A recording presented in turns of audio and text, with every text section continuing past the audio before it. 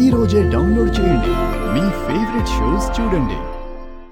ఒక్కటి గుర్తు పెట్టుకున్నా, రేపటి రోజు నేనున్నా లేకపోయినా అమ్మా, ఏంటమ్మా నువ్విలా మాట్లాడతావు? దయచేసి అలా మాట్లాడుకో. నువ్వెప్పుడు నాతోనే ఉంటావు. ఎల్లకాలం ఉండను కదరా. అందుకే రేపటి రోజు నేనున్నా లేకపోయినా సహస్రని నువ్వు బాగా చూసుకోవాలి నాన్నా.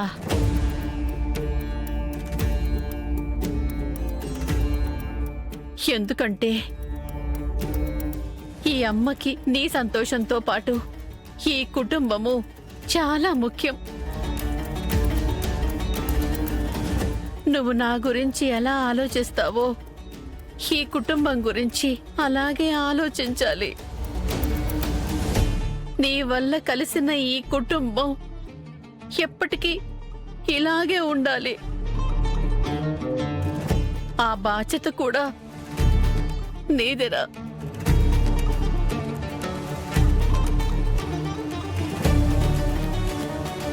అమ్మా, ఇవన్నీ ఇప్పుడెందుకు చెప్తున్నావు? చెప్పాలనిపిస్తుందిరా. తర్వాత చెప్పడానికి నేనుంటానో లేదో. అమ్మా, నువ్వు అలా మాట్లాడద్దని చెప్పాను కదా. సరేరా, నేను చెప్పినవన్నీ బాగా గుర్తుంచుకో. అలాగే నీకు సహస్రకు మధ్యలో మూడో వ్యక్తిని రానివ్వకు.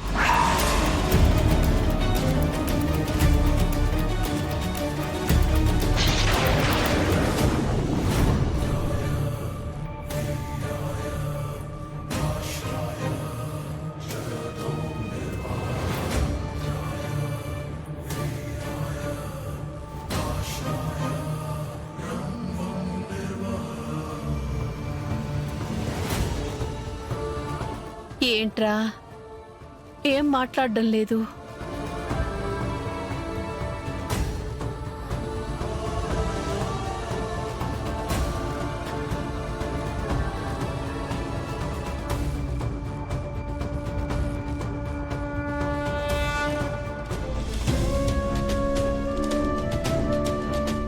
విహారి నుంచి లక్ష్మిని దూరంగా పంపించేయడం కాదు ఈ సమస్యకి పరిష్కారం. విహారికి సహస్రాన్ని దగ్గర చేస్తూ లక్ష్మిని విహారి మనసులో నుండి తీసేయాలి.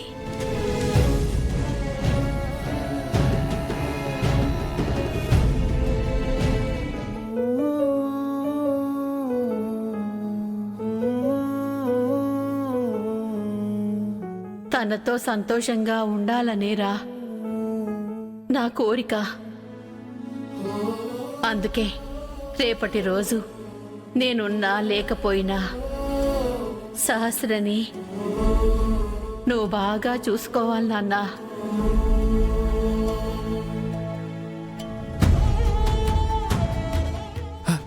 అయ్యో విహార్ బాబు, ఏడు చేస్తాడు బాబు.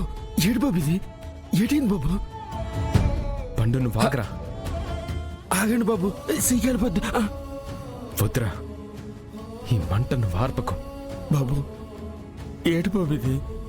ఇది నాకు నేను వేసుకుంటున్న శిక్షరా. దయచేసి నువ్వు ఆపకు.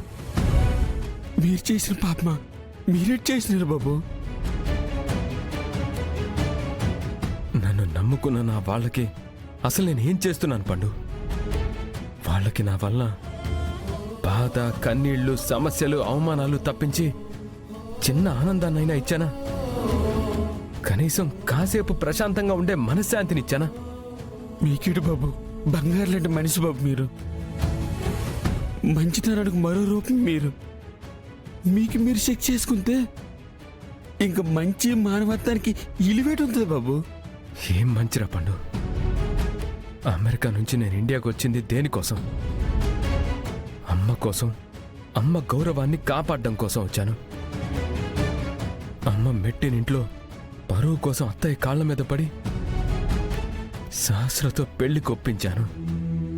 కానీ అనుకోని పరిస్థితుల్లో లక్ష్మితో నా పెళ్ళయింది.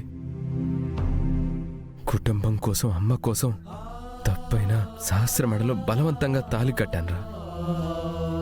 కానీ అంతకంటే ముందే లక్ష్మిని నా భార్యగా అంగీకరించాను. తన మీద చూపిస్తున్న బాధ్యతని, ప్రేమని మెల్లగా తెలుసుకున్నాను. నా ప్రేమని తాళి కట్టిన లక్ష్మికి చెప్పలేను. మా బంధాన్ని నన్నెంతో ప్రేమగా చూసుకునే మా అమ్మకు కూడా నేను చెప్పలేనురా. అసలు ఇష్టం లేని సహస్రకే తనన్నటికీ నా భార్య అవ్వలేదని కూడా నేను చెప్పలేను.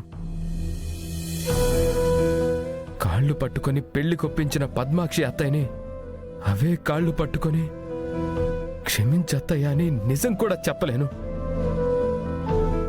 ఇంతమందికి సమాధానం చెప్పలేక, ఇంతమంది బాధలకి, ఇన్ని సమస్యలకి, ఇన్ని గొడవలకి కారణమై,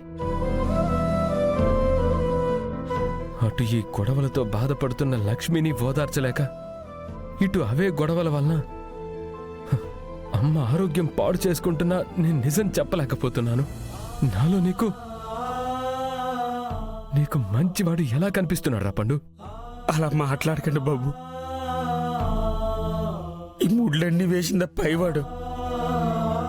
శిక్ష ఏదైనా ఇయ్యాలనుకుంటే ఆ పైవాడికి ఇయ్యాలి, అంతేగాని మిమ్మల్ని మీరు ఇలా గాయపరుచుకోవడం ఏం బాగోలేదు బాబు.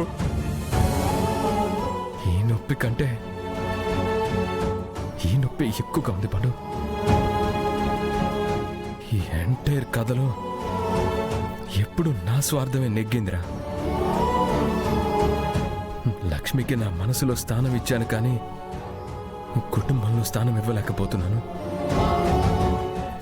ఆ నొప్పి అయితే నన్ను నిలువెల్లా దహించి వేస్తుందిరా.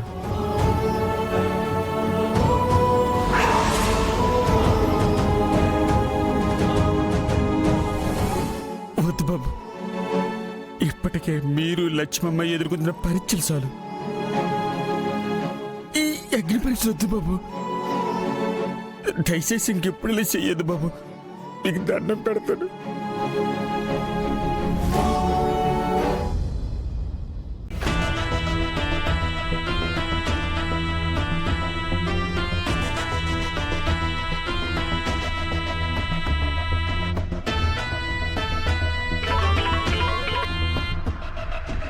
హలో సుభాష్. అంబిక, మీ ఇంట్లో పరిస్థితి ఎలా ఉంది? మా వదినికి బాగోపోవడం వల్ల ప్రస్తుతానికి విహారీ రిలాక్స్డ్గా ఉన్నాడు. మిగిలిన 70 కోట్ల గురించి ఇంకా ఎంక్వైరీ చెయ్యట్లేదు. విహారీ కామ్గా ఉన్నా ఆ లక్ష్మి ఊరుకోదు కదా. ఏదో ఒక విధంగా ప్రయత్నం చేస్తూనే ఉంటుంది. అవును సుభాష్, విహారీ కంటే ఈ లక్ష్మినే డేంజర్. మనకి ఈ లక్ష్మి వల్లే ఎక్కువ ప్రమాదం.